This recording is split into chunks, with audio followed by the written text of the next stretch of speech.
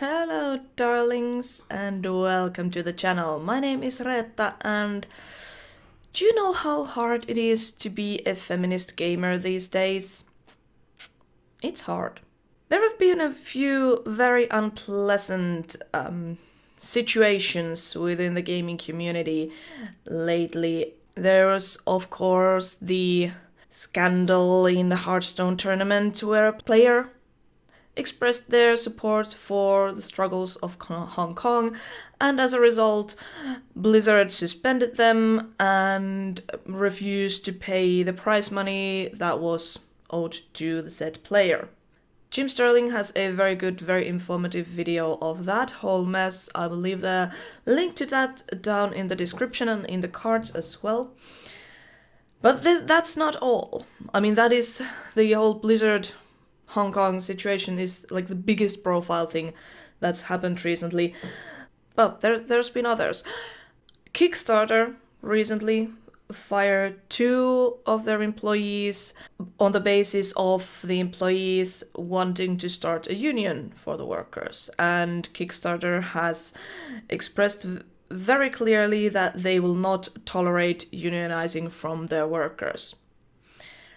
And just a couple of days ago, I read that Kindly Beast, formerly known as the Meadly Games, the studio behind the indie hit Bendy and the Ink Machine, fired 50 of their 60 employees, and apparently without any warning whatsoever.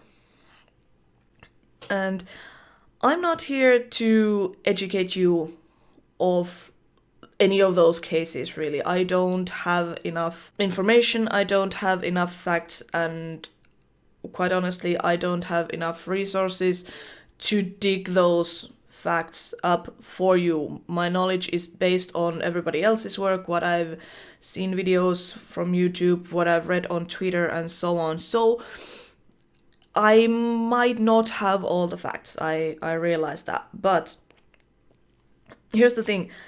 Every one of those cases kind of broke my heart a little bit, and it makes it really hard for me to, enjoy gaming. I would really love to have fun with Overwatch and Hearthstone Halloween events, but every time I launch Battle.net, I feel guilty for playing or using a product that, quite frankly, sides with dictatorship and supports, human rights violations. I can't do that. It's a cognitive dissonance. And the same thing with Kickstarter. I want to support Kickstarter projects, the products, indie games that may or may not be made at all based on how well the Kickstarter campaign goes. Of course, I can always show my support for indie games by buying the product when it's done, but they might not be made at all. I want to support the indie games and projects in Kickstarter, but I cannot support Kickstarter for not allowing their workers to form a union. I'm a union girl myself. I think every worker in the world should unionize and should have the right to do so without repercussions from their employer. So again, what do I do if I see a Kickstarter project that I really want to back, when I know that if I back the project, I also send a message to Kickstarter that their activities are fine in my eyes? And the same thing with the Kindly Beast. I've really enjoyed their products in the past. I want to enjoy their products in the future. But come on, people, you just fired basically all of your creative team, and yet you say that the games that are on the way, Bendy and the Dark Revival and Showdown Bandit Chapter 2, they are still being made. By who? You just fired 80%, 90%, I don't know.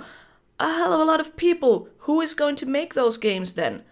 And with what time? Are you just going to chain them up in the basement and kidnap their children and force them to work?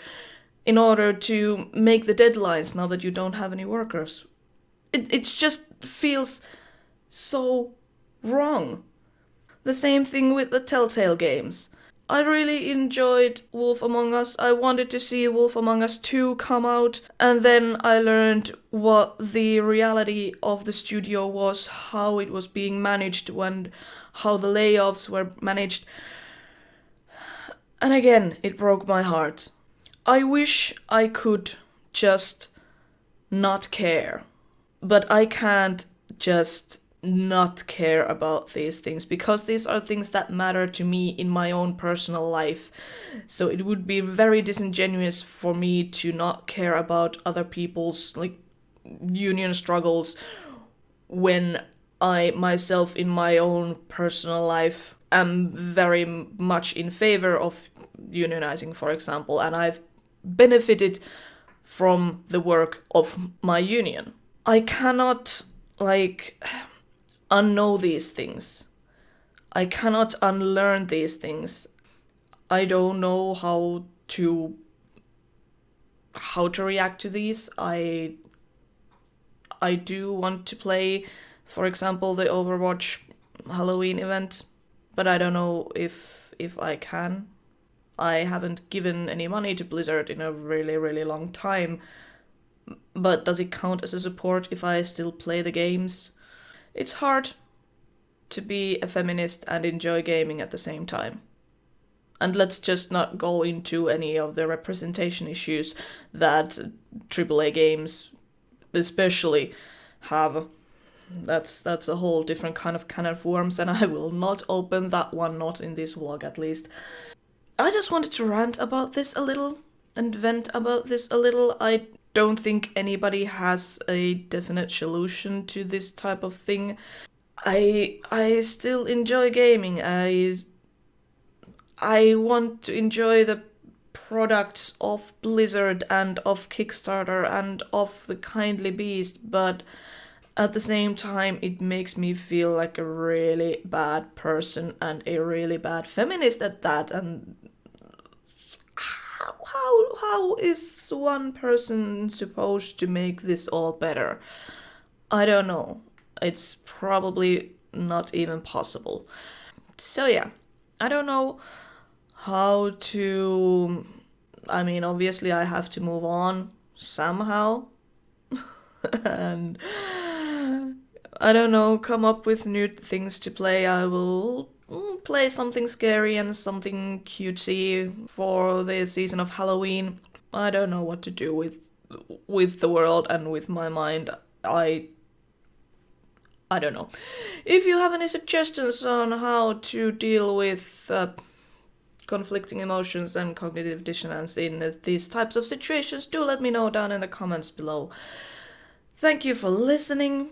Thank you for watching. I hope you're all having a great day, and I'll see you again next time.